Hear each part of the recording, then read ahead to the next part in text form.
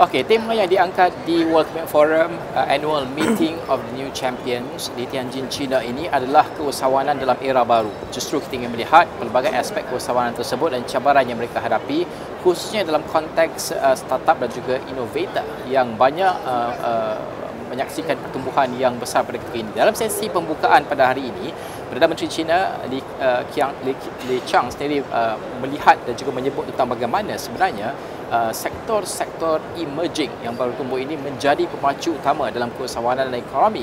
Justru penting untuk kita melihat perkara ini, dan saya berbesar hati saya bersama dengan Verena Kuhn, iaitu Head Innovator Communities World Economic Forum pada jam ini. Verena, thank you so much for joining us. Thanks for having me. I want to talk about the Innovator Communities at World Economic Forum. Tell us more about it and why is it important to have Innovator Communities. Yes, so at the forum we have Innovator Communities. That's about 400 global startups. We have 3 different sub-communities for the different stages. Technology pioneers for early stage startups, global innovators for growth stage startups, and unicorns that are companies that are valued at about $1 billion. Now, why are we doing this? First of all, I think if we take the example of AI, how could we discuss AI without having some of these disruptors there? So we bring them on board because we want to make sure that we bring their solutions, their insights to our work. But the second reason is also that we know if we bring them to our platform and give them access, it actually enables them to scale faster. Yes. They get connections to potential customers, they get connections to potential investors, and also importantly, they have connections amongst themselves, and so we see that that really helps them, and that's in a nutshell why we're doing this. Yeah. You obviously work closely with the pioneers and also unicorns. What are some of the new trends that you are excited about? Yeah, that's a hard question. It's a bit like, which side do you love most? I think they're all exciting, but for sure AI still is a big theme, but it's a bit more concrete this year. So there are now AI applications. For instance, we have one of our new technology pioneers is Deep Principle from China, and they use AI for scientific discovery to develop new materials, new, more sustainable materials. But then at the same time, it's now a lot about AI infrastructure. We've seen this growth in AI, but it needs a lot of infrastructure. And a good example of that is also new tech pioneer StarCloud. They're taking a really big bet and they want to put data centers into space because it takes a lot less energy there and you have 24/7 solar energy. So those are some of the things I'm really excited about. Exciting. Take us through the journey of choosing these innovators, because I'm pretty sure it's a combination between the global south and the global south and global north as well. What are the representation of the global south innovators, especially in Asia, from Asia and also Africa, under the innovator communities? Yeah, so I would say in general, I mean, it is important for us to have representation from everywhere. We are the World Economic Forum. Now, when you talk about startups, obviously we also need to reflect what is sort of the global footprint of the startup ecosystem. It is pretty US heavy, but what we've seen this year in this new cohort that we announced on Monday of 100 technology pioneers, we are shifting a bit away from the US. So US representation went down, Asia representation went up. China, no need to say, is the second biggest market when it comes to in terms of unicorns, but also early stage startups, but also other countries. And I think that also for these other countries, our programs are actually even more meaningful. You can think about it like a virtual ecosystem, which obviously if you're not in Silicon Valley, these connections are even more useful for them. This term I read yesterday about mission-driven innovator and startup. Take us through about mission-driven, because at the end of the day, business still look at the bottom line, dollar and cents as well. In Malaysia, we used to talk a lot about the social entrepreneurship before, and this is a very thin line in terms of having a good business model in terms of making money and also a social solution to it. Take us through about the mission-driven innovator and startup. Yeah. So for me, really, it's not a contradiction. Mission and profit actually goes hand in hand, I would say. What we are looking for is, if we take the SDG, for example, we need so much change that we need these solutions to scale at a really, really big scale. So unless they're profitable, that will not happen.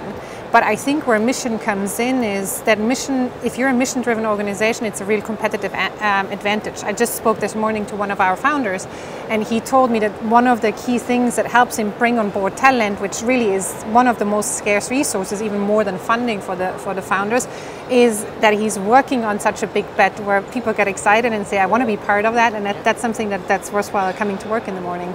Yeah. Let our audience understand better in terms of the innovation trends, at least for the next 2 to 3 years, based on your engagement with these innovators. What are some of the key trends that the world should look at? Sure, I've brought you actually a summary of a report we've done yesterday. Okay.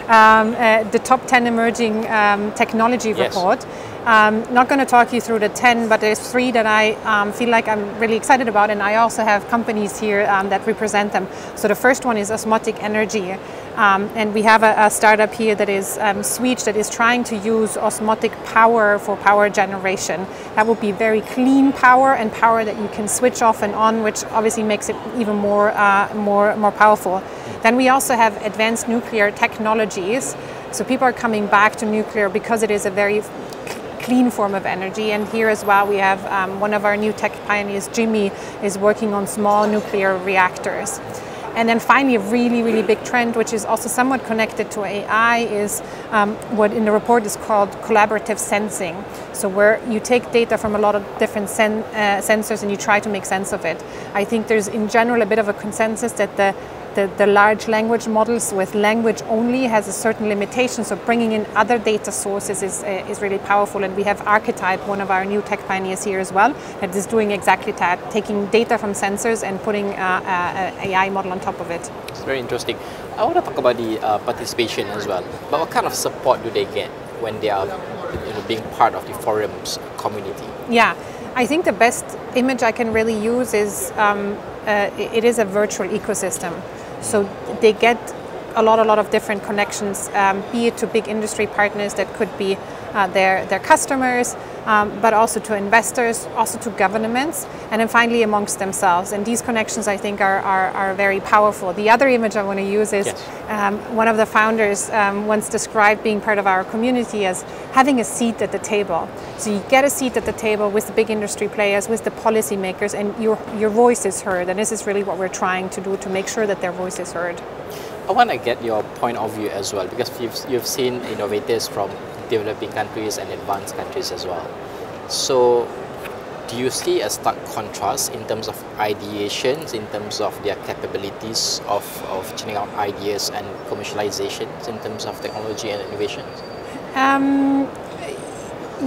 Yes and no. I mean, there are obviously different resources, right? So if raising 100 million in Silicon Valley, I think is significantly easier than around the world. But in terms of ideas and technologies and also passion for mission-driven organizations, I think they can come from everywhere, and that's why for our communities we're really interested in bringing them from all around the world. Okay, Verena, last but not least, for innovators out there who watch this particular interview, your message to them based on your engagement with innovators, what should they do?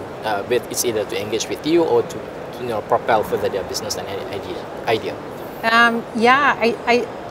Something that has come out of the discussion I've had here, and also what I've observed in the last 5 years in this role, is connections and community is so important. There's so many startup meetings, and sometimes you can be tempted to say, well, what's the use of that? But actually, the more connections you have, the more you can discuss your ideas and you get feedback on your ideas or supporters, the better. So I think that's something I would encourage founders to do. Seek out sort of your crowd.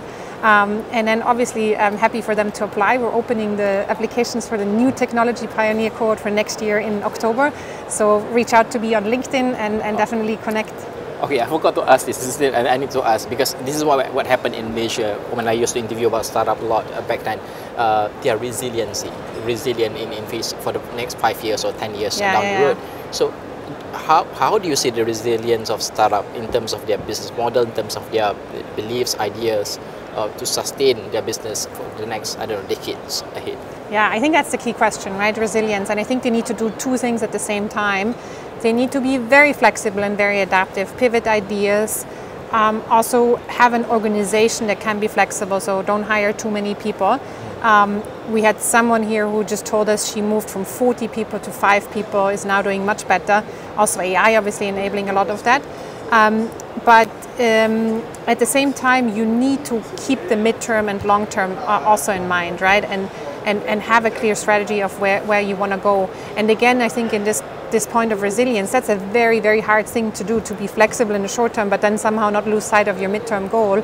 I think a community can be really helpful. And what we observe in our sessions is that the connection between founders are very valuable. They're the only ones who understand each other because they're facing exactly the same problems. Yeah. Thank you so much, Verena. I really appreciate your time with us. Itu kita melihat bagaimana apa yang kita belajar tentang startup dan juga innovator, khususnya untuk penonton di Malaysia. Dan kita ada kumpulan kita sendiri yang banyak idea mereka, yang cetek idea mereka ini bagaimana untuk bergerak ke hadapan di World Economic Forum. Inilah komuniti yang dibangunkan.